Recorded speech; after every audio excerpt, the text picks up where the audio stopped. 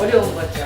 어렵다면 어려운 거고 쉽다면 쉽다는 건데 사람들은 이 돈을 되게 소중하게 생각하지만 이 돈 때문에 또 고통을 많이 받기도 합니다. 그런데 돈이 사람을 쫓아와야지 사람이 돈을 쫓아가서는 안 된다는 옛말이 있습니다. 그 말이 무슨 말이냐면 돈이 사람을 따라와야지 사람이 돈을 벌기 위해서 가진 수단을 쓴다고 해서 되는 건 아니라는 뜻인데, 그게 무슨 말이냐면은 쉽게 말해서 돈은 내 마음대로 되지 않는다는 얘기를 하는 거예요. 물론 사람들은 누구나 다 돈을 많이 벌고 싶겠지만 그 돈을 벌고 싶은 만큼 그 양만큼 내가 다 내 마음 먹은 대로 열심히 산다고 해서 열심히 노력한다고 해서 되는 건 아니라는 얘기를 하는 거고요.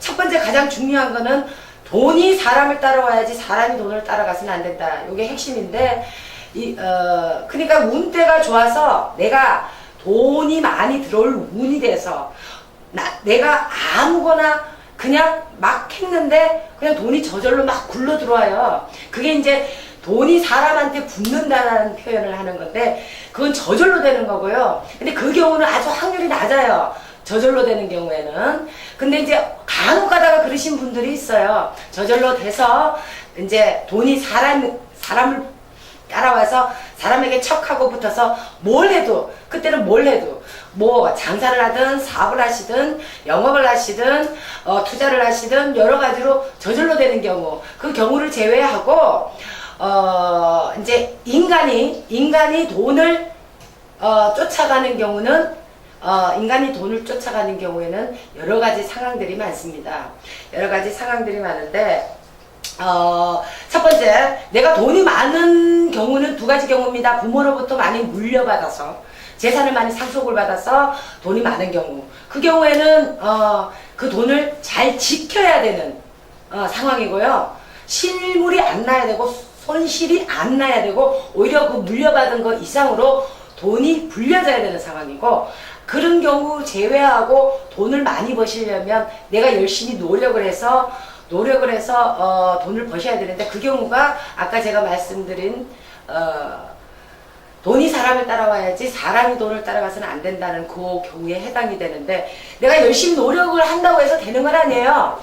물론 운대가 맞아져서 저절로 되는 경우도 있기는 하지만 그건 확률적으로 아주 낮다고 내가 말씀을 드렸고, 그러면은 내가 열심히 노력을 하고 내가 뭔가 발전을 해서 내가 돈을 부모로부터 물려받는 경우 말고 내가 돈을 벌 수 있는 경우는, 일단 첫 번째, 내 사주에 자수성가를 하라 그러면 사주가 들어있어요. 그런 사람들은. 그래서 자수성가를 해서 내가 열심히 돈을 벌어서 나한테 재물이 많은 사주.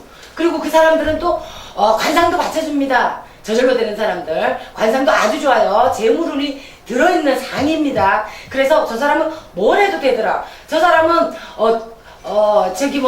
뒤로 자빠져도 그야말로 황금밭에 자빠지고, 뒤로 자빠져도 꽃밭에 자빠지고, 이런 사람들 있어요. 뭘 해도 되는 사람들. 그 경우가 이제 그 경우인데, 사주도 받쳐주고, 그런데 마지막으로 그 돈을 벌기 위해서 가장 핵심이 뭐냐면은 조상의 힘이에요. 사주도 받쳐주고 관상도 받쳐주고 다 받쳐주는데, 근데 저는 왜 안 됩니다. 성공하다가 실패하다가 성공하다가 실패하다가 이렇게 반복하시는 분들이 있어요. 분명히 성공을 했다는 얘기는 사주도 받쳐주고 관상도 받쳐준다는 얘기인데, 성공할 때는 성공하고 실패할 때는 실패를 한 이유는 조상의 힘이 부족해서 그렇습니다. 조상의 힘이 뭐냐면 당대 조상 아니고요. 부모 조상, 할아버지 조상, 할머니 조상 아니고 최소한 3대 이상 조상 중에 재물과 관련된 조상들이 있습니다. 그 할아버지가 됐든 할머니가 됐든 있어요. 그 할아버지하고 할머니들이 힘이 있는 경우가 있습니다. 그러니까 내 후손들 돈을 벌어주기 위해서 막 안달이나 계시는 조상님들이 있어요. 그 조상님들이 힘이 어느 만큼 있느냐, 어느 만큼 하늘의 기운을 땡기고 산의 기운을 땡기고 물의 기운을, 용신의 기운을 땡겨서 내 후손들한테 재물을 안겨줄 수 있는 능력이 있느냐, 그걸 봐야 하죠. 그걸 보는데, 그걸 확인하려면 일단 조상을 볼 줄 알아야 돼요. 이 집에는 이런 조상이 있네, 이런 조상이 있네, 이렇게 그 집의 조상을 잘 볼 수 있어야 그 조상의 힘이 있는지 없는지도 알 수 있는 거니까요. 그래서 사주가 받쳐주고 관상이 받쳐주고 조상의 힘까지 있다면 그야말로 금상첨화에 나는 그냥 그게 별로 노력 안 했는데 저절로 됩니다 하는 상황이 나오는 거죠.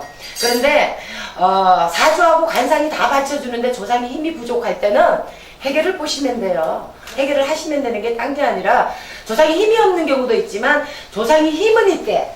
앞이 가로막혀 있고 옆이 가로막혀 있고 뒤가 가로막혀 있고 문제가 발생해서 안 되는 경우도 있으니까 그 경우에는 문제점들을 해결을 하시면 돼요. 그래서 장애물들이 있으면 장애물들을 제거하시고 그래서 조상의 힘을 키워서 돈을 버셔야 됩니다. 절대 돈을 버실 때는 조상의 힘이 있어야 되지 사주와 관상만으로 되는 게 아니라는 거. 요게 핵심이니까 요 말씀 드리고요. 그리고 잘 되면 내 탓, 못 되면 조상 탓. 그렇게 생각하시는 분들 많은데 거꾸로입니다.